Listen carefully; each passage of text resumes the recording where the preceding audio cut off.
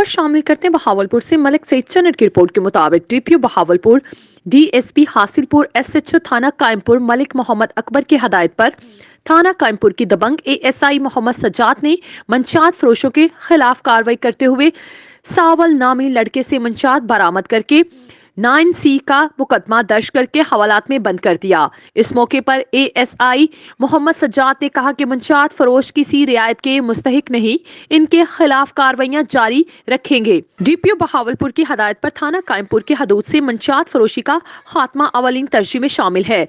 थाना कायमपुर के एएसआई मोहम्मद सज्जाद की मंशात फरोशों के खिलाफ कार्रवाई करने पर सियासी, समाजी, सिविल सोसाइटी, अंजमन ताजरान के नुमाइंदों ने कारकर्दगी को सराहा।